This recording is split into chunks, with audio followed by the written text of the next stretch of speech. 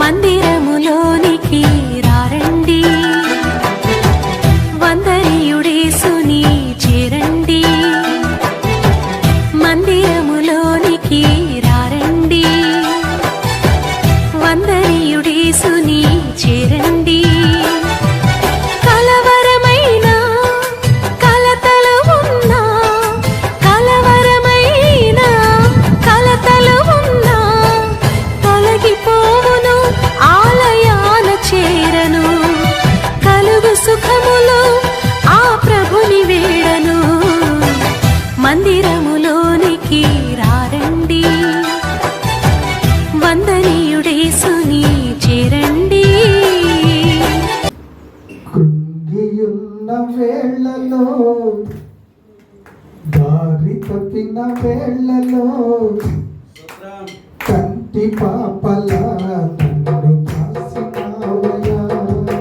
కృంగియున్న వేళలో, దారి తప్పిన వేళలో, కంటి పాపల నన్ను కాసినావయ్యా. తప్పికొన్న జీవితం జీవజలము నిచ్చినావు, నిన్ను మించిన ప్రేమ మేలు లేదు యేసయ్యా. రాజా నీకు చాలిన వారు లేరయ్యా, నిన్ను పోలిన వారు. రాజా నీకు చాలిన వారు లేరయ్యా, నిన్ను పోలిన వారు. స్తోత్రమయ్య స్తోత్రమయ్య నా మెస్సయ్య, నీకు స్తోత్రమయ్య స్తోత్రమయ్య నా మెస్సయ్య. కుంగియున్న వేళలో, దారి తప్పిన వేళలో, కంటి పాపల నన్ను కాసినావయ్యా. పాపమనే ఊబిలో నేను ఉండగా, నన్ను పేరు పెట్టి పిలిచిన నా తండ్రియుడా. పాపమనే ఊబిలో నేను ఉండగా, నన్ను పేరు పెట్టి పిలిచిన నా తండ్రియుడా. నీదు కుమారునిగా నన్ను స్వీకరించి, నీ రక్షణ భాగ్యం దయచేసినావయ్యా. నీదు బలములో మెస్సయ్యా, నీదు బలములో మెస్సయ్యా. పనివాడిగా చేసి అధికారమిచ్చి నిలబెట్టినవయ్యా. స్తోత్రమయ్య స్తోత్రమయ్య నా మెస్సయ్య, నీకు స్తోత్రమయ్య స్తోత్రమయ్య నా మెస్సయ్య. కృంగియున్న వేళలో, దారి తప్పిన వేళలో, కంటి పాపల నన్ను కాసినావయ్యా. నా బాధలలో నేను కృంగియుండగా, నన్ను బాగు చేసిన నా నజరేయుడా. నీదు హస్తముతో నన్ను శుద్ధి చేసి, నీ కృపను నాపై చూపినావయ్యా. నా బాధలలో నేను కృంగియుండగా, నన్ను బాగు చేసిన నా నజరేయుడా. నీదు హస్తముతో నన్ను శుద్ధి చేసి, నీ కృపను నాపై చూపినావయ్యా. ఎంత భాగ్యము యేసయ్యా, ఎంత భాగ్యము యేసయ్యా. ఏమిచ్చి నీ రుణం తీర్చలేనయ్యా. స్తోత్రమయ్య స్తోత్రమయ్య నా మెస్సయ్య, నీకు స్తోత్రమయ్య స్తోత్రమయ్య నా మెస్సయ్య. కృంగియున్న వేళలో, దారి తప్పిన వేళలో, కంటి పాపల నన్ను కాసినావయ్యా. స్తోత్రం హల్లెలూయా.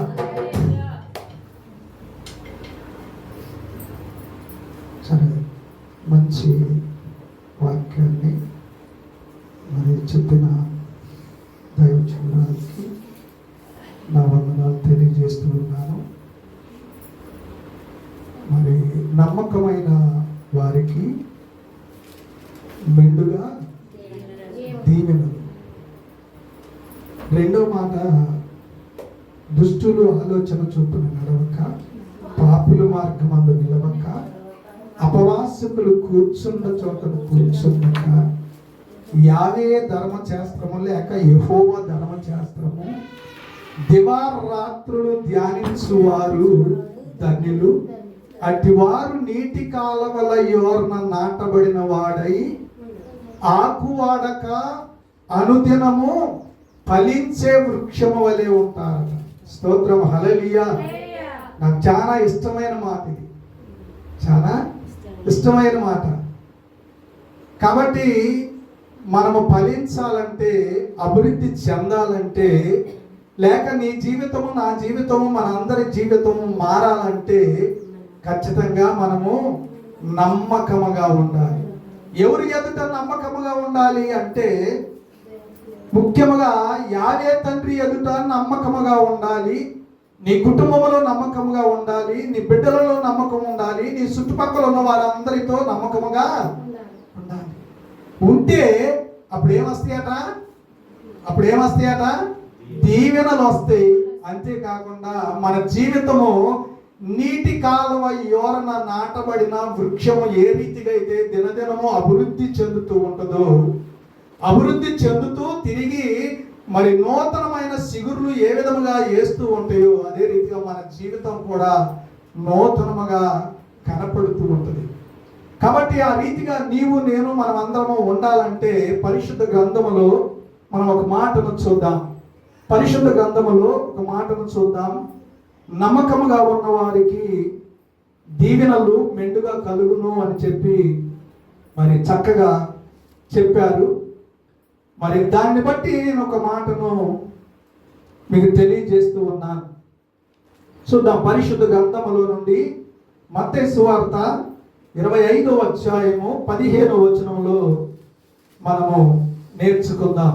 లేక 14 నుంచి చూసినా పర్వాలేదు. పరిశుద్ధ గ్రంథములో నుంచి, అతడు ఒకనిని 5 తలంతులను, ఒకనికి 2 తలంతులను, ఒకనికి 1 తలంతు. స్తోత్రం, హల్లెలూయా. అంటే ఇక్కడ ఒక యజమానుడు ఉన్నాడు. ఆ యజమానుడు ఎవరు అంటే పరమ తండ్రి అయిన యావే.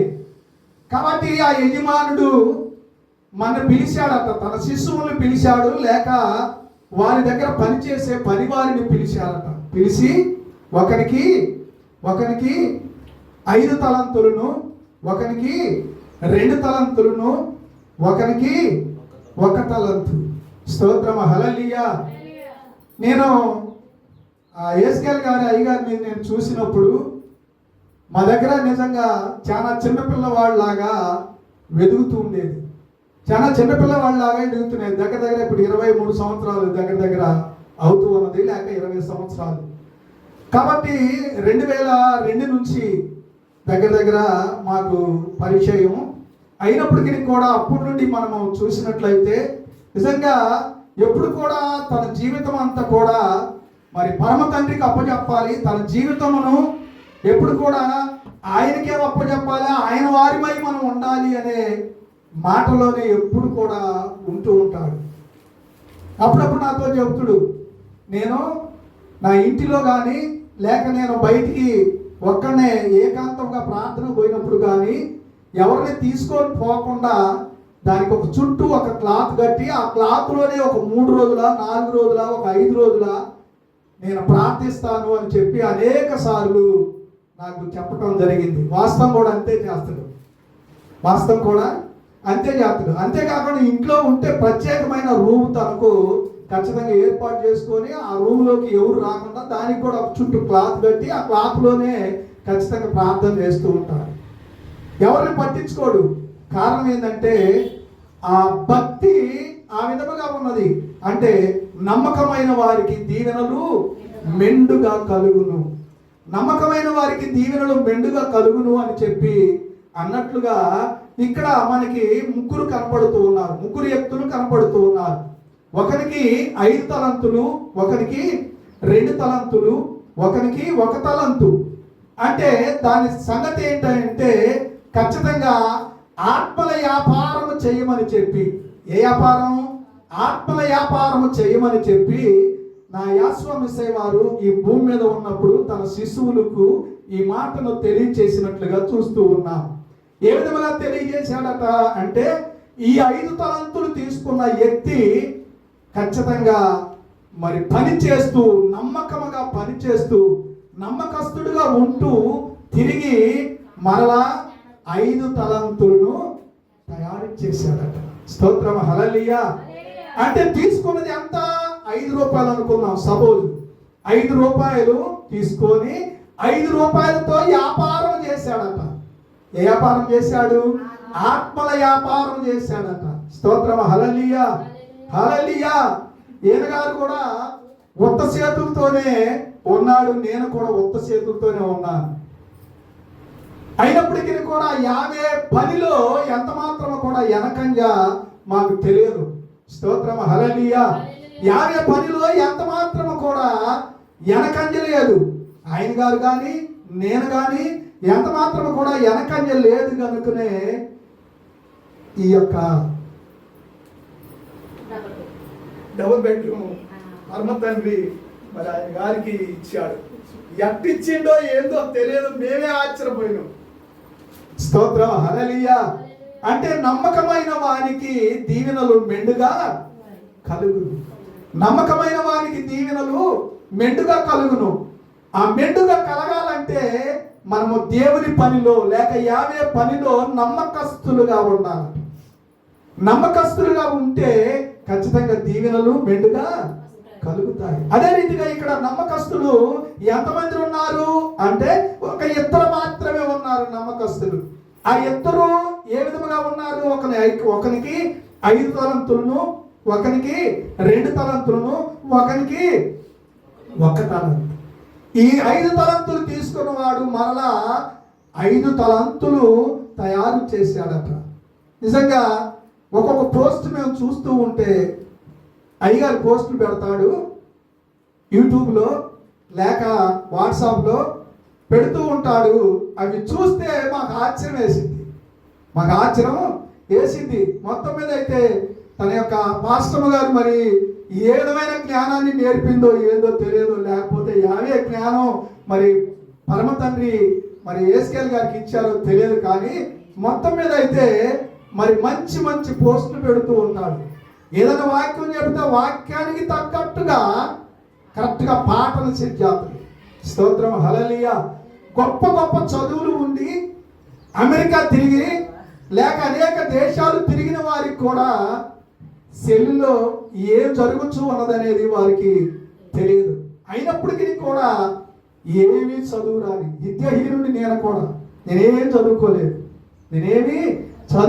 అక్షరం మొక్క కూడా నాకు తెలియదు. ఒక్కరోజు కూడా మా అమ్మ మా నాన్నగారు బడికి బొమ్మని పలకించి పంపిలే. స్తోత్రం, హల్లెలూయా. బడికి పోయా అని చెప్పి పలకించి మమ్మల్ని పంపిలే. అయినప్పటికీ కూడా యాగే తనని ఎన్నుకున్న బిడ్డలను ఎంత మాత్రమో కూడా వదిలిపెట్టదట. కాబట్టి వదిలిపెట్టకుండా ఉన్నారు కనుకనే ఇక్కడ 5 తలంతులు తీసుకున్నవాడు మరలా 5 తలంతులను తయారు చేశాడు. 2 తలంతులు తీసుకున్నవాడు మరలా 4 తలంతులు చేశారు. 1 తలంతు తీసుకున్నవాడు ఏం చేశాడట? భూమి త్రవ్వాడట. త్రవ్వి భూమిలో బాతి పెట్టాడట. ఈ లోపల యజమాని వచ్చి అడుగుతూ ఉన్నాడు. యజమాని ఏమని అడుగుతున్నాడు? పిలిచాడట, ముగ్గురిని పిలిచి చక్కగా అడిగాడట. ఫస్ట్ 5 తలంతులు తీసుకున్న వ్యక్తి దగ్గరికి వెళ్ళేసి 5 తలంతులు తీసుకున్న వ్యక్తి దగ్గరికి వెళ్ళి 5 తలంతులు అయ్యా ఇట్రా అని చెప్పని అడిగి, నువ్వు ఏమేం పని చేసావు, ఏం వ్యాపారం చేసావు ఒకసారి నాకు చెప్పు అని చెప్పాను. అంటే అయ్యా నేను ఉత్త చేతులతో వచ్చాను, నువ్వు నాకు 5 తలంతులు ఇచ్చావు, తిరిగి నేను దీన్ని 10 తలంతులు చేశానయ్యా అని చెప్పాడట. చెబితే ఆ వ్యక్తిని ఏమన్నాడట? బడా నమ్మకమైన దాసుడా అని చెప్పి సంబోధించాడు. ఆయన పనిలో మనం నమ్మకస్తులుగా ఉండాలట. నమ్మకస్తులుగా ఉంటే ఖచ్చితంగా మనకు దీవెనలు మెండుగా కలుగుతాయి. నమ్మకాన్ని పోగొట్టుకుంటే దీవెనలు ఏమాత్రం కూడా మనకు రావు. నమ్మకాన్ని పోగొట్టుకున్న వ్యక్తి ఉన్నాడు. ఎవరు? ఎలీషా దగ్గర గేహజీ ఉన్నాడు. ఎలీషా దగ్గర గేహజీ ఉన్నాడు. గేహజీకి నమ్మకాన్ని పోగొట్టుకున్నాడు. ఒక గొప్ప బహుమానాన్ని తీసుకొచ్చుకొని మీద పెట్టుకున్నాడు. స్తోత్రం, హల్లెలూయా. అది చెప్పే బహుమానం కాదు, కానీ ఒక గొప్ప బహుమానం. తన జీవిత కాలం అంతా కూడా ఆ బహుమానముతోనే బాధపడుతూ, వేదన చెందుతూ, దుఃఖిస్తూ, వారి కుటుంబం అంతా కూడా దుఃఖములో మునిగిపోయినట్లుగా చూస్తూ ఉన్నాం. కాబట్టి నీవు నేను ఆ విధముగా ఏమాత్రము ఉండక మనము యావే పనిలో లేక దేవుని పనిలో నమ్మకస్తులుగా ఉండేవారిగా ఉంటే అలాంటి వారికి మెండైన దీవెనలు ఆయన ఇస్తాడు. స్తోత్రం, హల్లెలూయా. అదే రీతిగా ఈ 5 తలాంతులు తీసుకున్న వారిని బలా నమ్మకమైన దాసుడా అని సంబోధించాడు. తిరిగి రెండో దాసుని పిలిచాడట. రెండో దాసుని పిలిస్తే రెండో దాసుడు కూడా, అయ్యా నేను ఉత్త చేతులతో నీ దగ్గరికి వచ్చాను, మీరు పిలవగానే నేను ఉత్త చేతులతో వచ్చాను, మీరు నాకు 2 తలాంతులు ఇచ్చారయ్యా, దానిని నేను వ్యాపారం చేసి మరలా 2 తలాంతులను నేను సంపాదించుకున్నాను అని చెప్పి ఆయన చెప్పినప్పుడు, బలా నమ్మకమైన దాసుడా, బలా నమ్మకమైన వాడా అని చెప్పి చక్కగా ఆయన సంబోధిస్తూ మరి అలాంటి వారికి సేవను అప్పగించుతాడట. అలాంటి వారికి అంటే నమ్మకస్తుడికే ఈ సేవను అప్పగిస్తాడట. నమ్మకం లేనివాడు ఒక వ్యక్తి ఉన్నాడు. ఆ వ్యక్తి ఏం చేశాడట? ఒక్క కానుక, 1 రూపాయి తీసుకొని తిరిగి దాన్ని గుంటలో పెట్టాడట. భూమిలో పెట్టేది ఏంటంటే ఒక గింజని భూమిలో పెడితే అది మొక్క అయింది, తిరిగి మొక్క అయ్యి మానయ్యి, అంతేకాకుండా చక్కగా ఫలాలు ఇచ్చింది. కానీ డబ్బులు బాధ పెడితే మాత్రం కూడా అవి ప్రయోజనం లేకపోగా ఆ యొక్క ఒక్క కానుక అది లోపల కుళ్ళి కూడా పోతుంది. స్తోత్రం, హల్లెలూయా. అదే రీతిగా మరి గేహజీ ఆ విధముగా అయినట్లుగా చూస్తూ ఉన్నాం. కాబట్టి నీవు నేను ఆ విధముగా ఎంత మాత్రము కాకుండా మనము యావే యొక్క నామములో ఎదిగేవారిగా లేక ప్రభుకి మన ఆత్మను అప్పగించేవారిగా ఉండాలి అని చెప్పి నేను మనవి చేస్తూ ఉన్నాను. కాబట్టి ఒక మంచి మాట నేర్చుకుందాం. ఇర్మియా గ్రంథము 46వ అధ్యాయము 11వ వచనం. ఇర్మియా గ్రంథము 46వ అధ్యాయము 11వ వచనం. చదవగలిగిన వారు నాకు చదివి సహాయం చేయండి. స్తోత్రం, హల్లెలూయా. ఎవరట? ఏమా? ఐగుప్తి కుమారి కన్యక గిలాదునకు వెళ్ళి గుగ్గిలము తెచ్చుకునుము, విస్తారమైన ఔషధములు తెచ్చుకున్నట వల్ల అది వ్యర్థమే, నువ్వు వాడినా వ్యర్థమే అంటూ ఉన్నాడు. ఎంత మాత్రము కూడా నీకు బలహీనుడిగా ఉన్న నీకు, బలహీనతురాలుగా ఉన్న నీకు ఎంత మాత్రము చికిత్స కలగదు అని చెప్పి అంటూ ఉన్నాడు. ఏంటట? గుగ్గిలమనగా ఔషధము. ఈ ఔషధాలు ఎన్ని వాడినా కానీ ప్రయోజనము లేదట. ఎందుకు ప్రయోజనము లేదు? దుష్టులు ఆలోచన చొప్పున నడవక, పాపుల మార్గం అందు నిలవక, అపవాసికులు కూర్చుండ చోటును కూర్చుండక, యావే ధర్మశాస్త్రము దివారాత్రులు ధ్యానించు నరుడు ధన్యుడు, అటివాడు నీటి కాలవల ఎవరిన నాటబడిన వాడై ఆకువాడక తన కాలమందు ఫలమిచ్చే వృక్షము వలె ఉంటారట.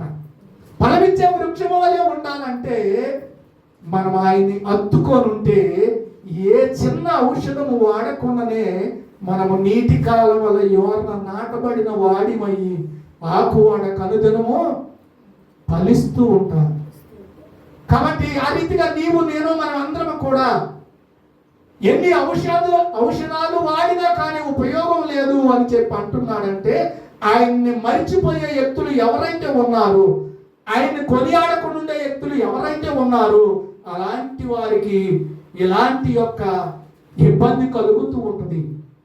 అలాంటి యొక్క ఇబ్బంది కలుగుతూ ఉంటుంది. కాబట్టి అటు విధముగా ఏమాత్రము ఉండకుండా అనుదినము కూడా యావే సన్నిధిలో మనము ఆరాధించేవారిగా, యావేను కొనియాడేవారిగా ఉండాలి అంట. ఆ విధముగా నువ్వు నేను ఉండగలిగితే మనకి మెండైన దీవెనలు వస్తాయట. లాస్ట్ ఒక తలంతు తీసుకున్న వారిని అడిగితే, అయ్యా నువ్వు ఎప్పుడొత్తువో నేను చూస్తున్నా, నువ్వు ఎప్పుడొత్తువో నా దగ్గరికి నేను చూస్తున్నా అయ్యా, నీకోసమే చూస్తున్నా, నీకోసమే నేను చూస్తున్నా అయ్యా అని చెప్పంటే, రాయ్యా అని చెప్పి దగ్గరికి పిలుచుకున్నాడట. నువ్వు ఇచ్చిన తలాంతు తిరిగి అయ్యా అని చెప్పి ఇచ్చేసాడట. చెడ్డ దాసుడా, స్తోత్రం హల్లెలూయా. ఏమన్నాడు ఆ దాసుని? చెడ్డ దాసుడు అన్నాడు. మనం ఏమాత్రము కూడా చెడ్డ దాసుడు అనిపించుకోవడానికి వీలు లేదు, చెడ్డ దాసురాలుగా అనిపించుకోవడానికి ఎంత మాత్రమో వీలు లేదు. కాబట్టి ఇక్కడ ఈ గుగ్గిలము ఎంత వాడినా, ఔషధాలు ఎన్ని వాడినా కానీ ఉపయోగం లేదు. కానీ ఈ ఆవేయందు లేక యాశ్వమిసయనందు భయము భక్తి కలిగి ఆయన కొరకై మనము జీవిస్తే ఖచ్చితంగా మనము ఒక ఉన్నతమైన స్థితిని ఆయన మనకి ఇస్తాడని చెప్పి నేను మనవి చేస్తూ ఉన్నా. అందుకని చెప్తూ ఉన్నాడు మార్కు సువార్త 5వ అధ్యాయము, మార్కు సువార్త 5వ అధ్యాయము 25వ వచనం అనుకుంటా. స్తోత్రం హల్లెలూయా. ఏంటట? ఎన్ని సంవత్సరాల నుంచి? 12 ఏళ్ల నుండి తను బాధ అనుభవించుచూ ఉన్నదట. ఏం చేసిందట? ఆమె అనేక వైద్యుల చేత ఎన్నో తిప్పల పడి తనకు కలిగినదంతయు ఏమో చేసుకొని ఏటట ఎంత మాత్రము కూడా ప్రయోజనం లేక మరింత సంకట పడుతూ ఉన్నదట. అంటే బాధపడుతూ ఉన్నది, వ్యాధులు చెందుతూ ఉన్నది, దుఃఖిస్తూ ఉన్నది. తల్లిదండ్రులు ఉన్నప్పటికీ కూడా, అన్నదమ్ములు ఉన్నప్పటికీ, అక్కజనులు ఉన్నప్పటికీ, బంధువులు ఉన్నప్పటికీ, స్నేహితులు ఉన్నప్పటికీ, ఇరుగు పొరుగు వారు ఉన్నప్పటికీ, ఎవరున్నా కానీ తన బాధను తొలగించేవారు ఒక్కరు కూడా లేనే లేరట. తన బాధను తొలగించేవారు ఒక్కరు కూడా లేనే లేరు. కాబట్టి నీ బాధను, నా బాధను, మన అందరి బాధను తొలగించేది నా యాశ్వమిసేవారు యేసు ప్రభు వారు తప్ప ఈ లోకంలో ఎవరు కూడా మన బాధను తొలగించేవారు లేరట. అనేక వైద్యుల చేత, అనేక డాక్టర్ల చేత, అనేక చేతబడులు చేసేవారి చేత, అంతరాల చేత బాధపడుతూ వ్యాధులు చెందుతూ ఎన్ని సంవత్సరాలట? 1 సంవత్సరం కాదు, 2 సంవత్సరాలు కాదు, 3 సంవత్సరాలు కాదు, 5 సంవత్సరాలు కాదు, 10 సంవత్సరాలు కాదు, 12 సంవత్సరాలంతా కూడా తన జీవితంలో ఒకవేళ వారి యొక్క కుటుంబంలో సంపాదించిన ఆస్తి అంతా ఏదైతే ఉన్నదో ఆస్తి అంతా కూడా ఖర్చు చేసుకున్నది, పోగొట్టుకున్నది, ఎంత మాత్రం కూడా ప్రయోజనం లేక తన గృహములో సంకట పడుతూ ఉన్నదట, బాధపడుతూ ఉన్నదట, వ్యాధులు చెందుతూ ఉన్నదట, దుఃఖిస్తూ ఉన్నదట. తన దుఃఖ యావత్తంతా కూడా తీర్చడానికి ఒక వ్యక్తి తన గ్రామానికి వస్తూ ఉన్నాడట. స్తోత్రం హల్లెలూయా, హల్లెలూయా.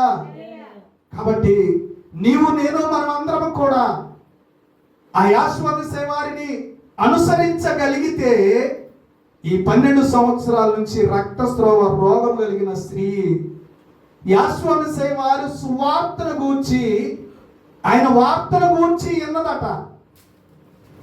వింటే ఒక గ్రామంలో పడి ఆయన వెళుతూ ఉన్నాడట.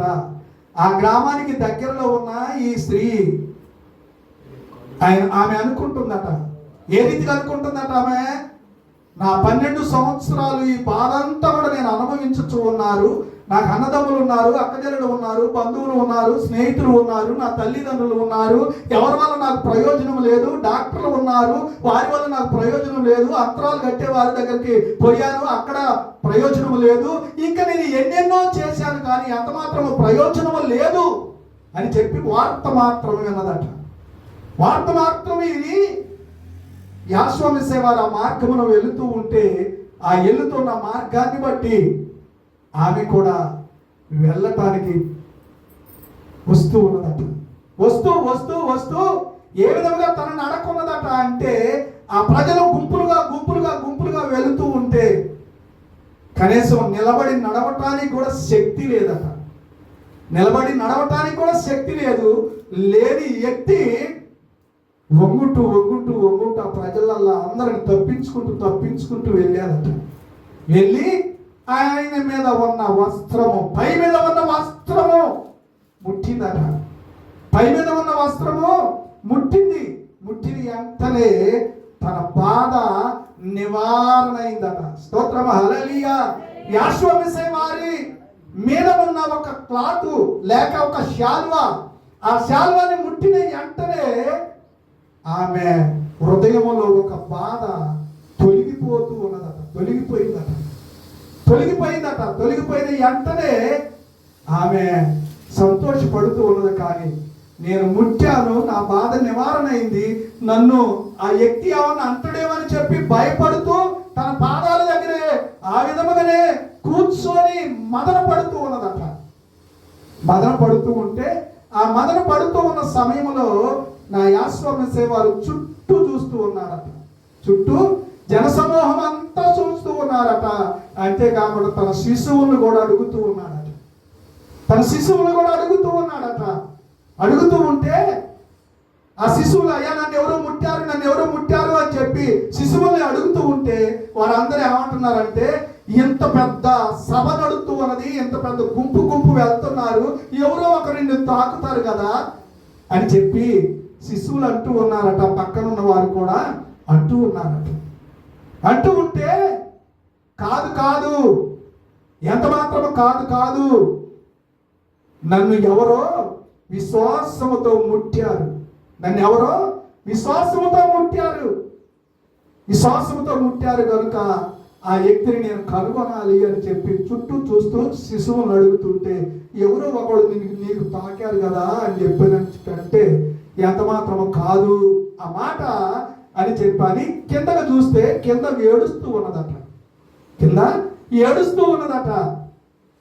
ఆ ఏడుస్తూ ఉన్న వ్యక్తిని చూసి, అమ్మా నీ విశ్వాసమే నీకు స్వస్థత కలిగిందమ్మా, నీ విశ్వాసమే నిన్ను బాగు చేసిందమ్మా అని చెప్పి ఆ వ్యక్తిని అన్నప్పుడు ఇంకొక మాట ఏముంటుందంటే, సమాధానం కలదాని పోయి వెళ్ళు అని చెప్పి అంటారు. నిజంగా ఆయన పై మీద ఉన్న వస్త్రముల్లో ఔషధ గుణాలు ఉన్నాయి, ఆయన భూమిలో ఔషధ గుణాలు ఉన్నాయి, ఆయన సూపులో ఔషధ గుణాలు ఉన్నాయి, ఆయన చేతిలో ఔషధ గుణాలు ఉన్నాయి, ఆయన నడుస్తూ ఉన్న నడకలో ఔషధ గుణాలు ఉన్నాయి.